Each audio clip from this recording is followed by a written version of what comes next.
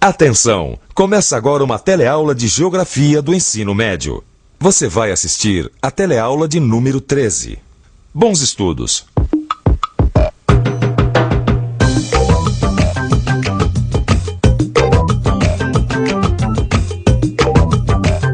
Fala pra gente aí, o que é meteorologia? Meteorologia é a previsão do tempo. É o que cuida do tempo. É uma ciência que estuda o clima, os tempos. Sim, é o estudo das ações do tempo, dos fenômenos naturais de tempo. As pessoas têm uma ideia do que é meteorologia, mas a maioria delas pensa que meteorologia é simplesmente a previsão do tempo, saber se vai fazer sol ou se vai chover. Mas a meteorologia é muito mais do que isso. É uma das ciências que nos ajuda a compreender os diversos climas da Terra. E clima é o tema da nossa teleaula de hoje. Nesta teleaula você vai ver as mudanças de clima no passado e no presente. Vai aprender como a meteorologia ajuda a compreender os processos atmosféricos e ver como atualmente a atividade humana contribui para alterar os fluxos de energia do planeta. Essa teleaula está começando, dando destaque para nossa principal fonte de energia, o Sol. Pois é, a energia solar é a base da vida no planeta. E a maneira como essa energia se distribui determina o clima em cada região.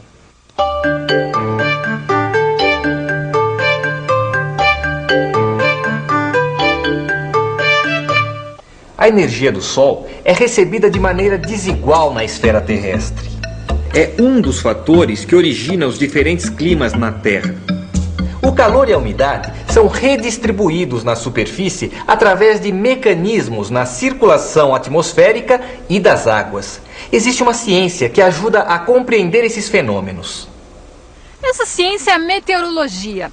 E é com o auxílio da meteorologia que nós podemos compreender melhor a origem dos climas da Terra. A meteorologia nos ajuda também a compreender as mudanças climáticas através dos tempos, porque os climas da Terra também têm história. A tropical e úmida Amazônia, por exemplo, já foi uma região muito seca. Esse clima que não existe mais é chamado de paleoclima. Para a gente entender como que um geógrafo descobre que uma região teve um clima diferente no passado, vamos dar uma paradinha para pensar. Vamos pensar um pouco. Cada tipo de clima tem características que são visíveis na paisagem e influem nas espécies vegetais e animais. Quando o geógrafo encontra vestígios na paisagem, em rochas ou fósseis, de formações e de vida característica de um clima diferente do atual, é sinal que antigamente o clima era outro. É o caso da araucária, presente no Brasil, mas típica de zonas frias, ou dos lençóis maranhenses, que só poderiam ter se formado sobre um clima árido.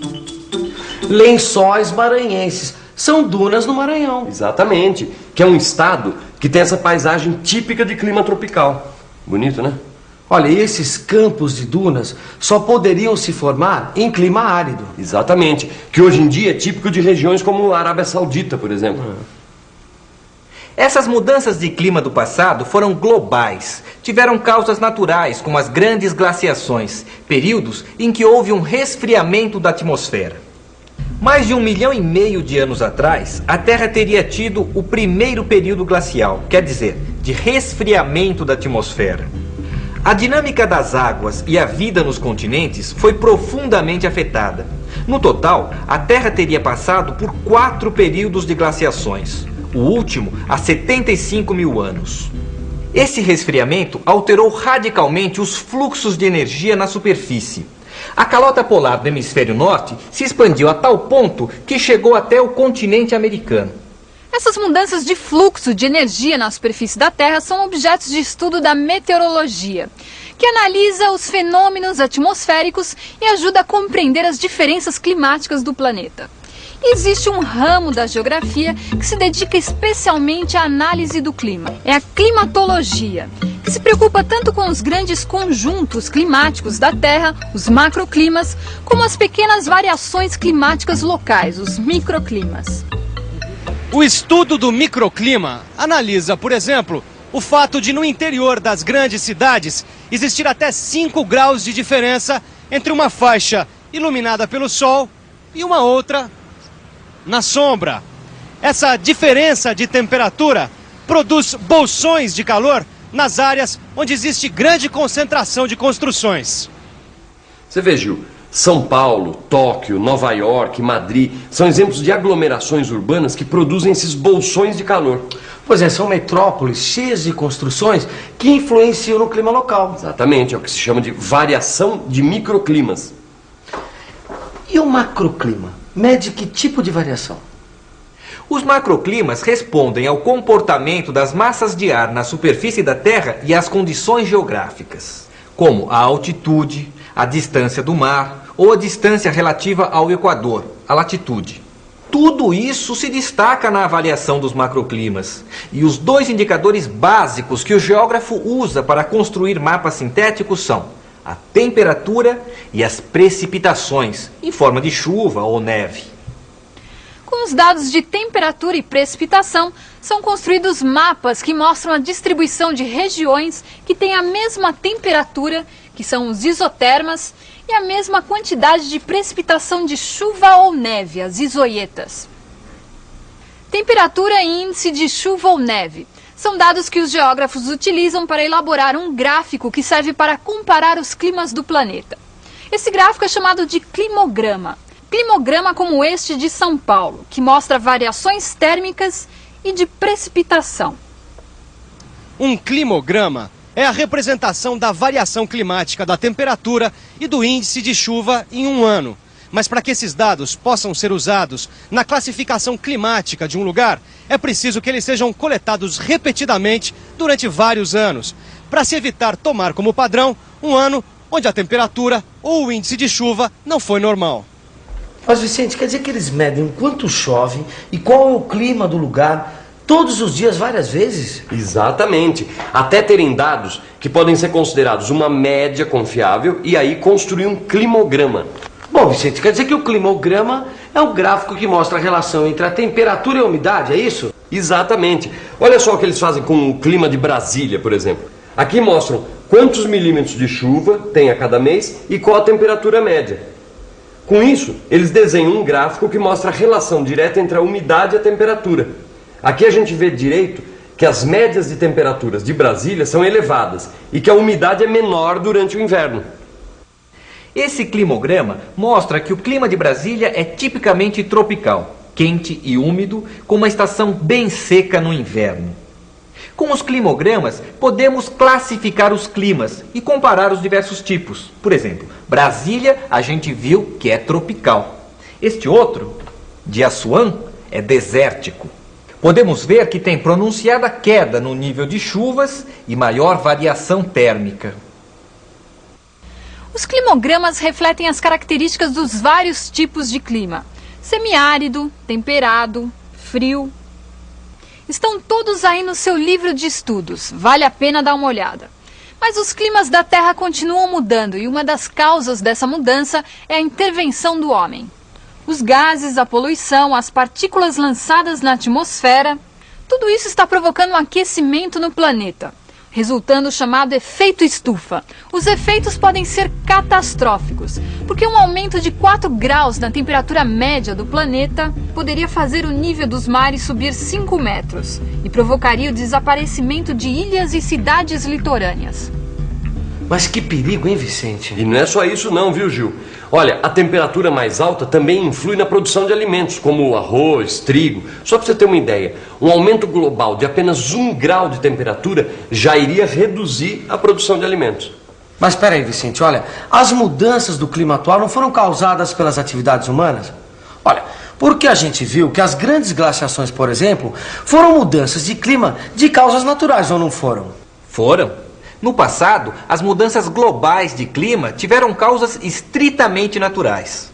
Nossa época é a primeira em que, aos mecanismos naturais de variação climática, somam-se os efeitos produzidos pelo homem. Até hoje, ainda não sabemos exatamente por que no passado ocorreram as grandes glaciações. Mas o objeto de estudo das mudanças atuais está centrado em fenômenos como o comportamento das correntes marítimas. Atualmente, a investigação nas mudanças climáticas está focada nos novos fenômenos no contato da atmosfera, a camada de gases que envolve a Terra. E a hidrosfera quer dizer a esfera das águas. Um exemplo dessas mudanças são as correntes marítimas, como a de El Niño. O movimento dessa corrente marítima quente está interferindo no comportamento das massas de ar do hemisfério sul, produzindo modificações no clima e muitos problemas que afetam a agricultura e a vida das pessoas. Nos últimos 2 ou 3 milhões de anos da idade do nosso planeta, ocorreram mudanças climáticas muito radicais. Ora climas glaciais, ora períodos interglaciais, que funcionaram diferentemente, quer seja África, quer seja Brasil, mas no caso do Brasil houve momentos de climas muito secos e mais frios durante o período glacial e momentos de retorno da tropicalidade entre os períodos glaciais. Entre 23 mil e 13 mil anos atrás, o clima foi muito seco e frio, e com isso as caatingas se expandiram, os cerrados conseguiram subir um pouco mais para o norte, invadiram trechos da Amazônia, e as caatingas invadiram trechos importantes de tudo aquilo que estava entre maciços mais elevados e outros maciços ou chapadas interiores. Evidentemente, a fauna de clima tropical, que se reduziu junto com a redução das próprias florestas, as faunas se refugiaram. E, em função da formação desses refúgios, os redutos florestais ficaram separados e houve um relógio da evolução que criou novas variedades, de tal maneira que cada um dos antigos refúgios ficaram com a sua flora e fauna do passado e novas espécies. E que aconteceu também um fato importantíssimo, é que na hora que voltou o clima tropical, gradualmente, nos últimos 12.700 anos, os redutos se ampliaram e vieram a constituir a grande Mata Atlântica. E há uma grande complicação na distribuição faunística por causa desses processos. Esse assunto é importante para o geógrafo, é importante para o biólogo e é importante para a educação, porque mostra que ciência sem interdisciplinaridade vale muito pouco. E agora está na hora da gente revisar. E atenção, se liga aí que é hora da revisão. Na teleaula de hoje, você aprendeu que no passado, as grandes glaciações provocaram mudanças no clima. Viu que esses climas que não existem mais são chamados de paleoclimas e estudados através de seus vestígios ainda encontrados. Aprendeu que a meteorologia ajuda a compreender a distribuição dos fluxos de energia na atmosfera. Viu que o climograma é utilizado para classificar os climas em função dos índices de temperatura e precipitação. E viu como a atividade humana está influindo nas mudanças climáticas. Até a próxima! Ah, não esqueça de estudar seu livro e fazer os exercícios.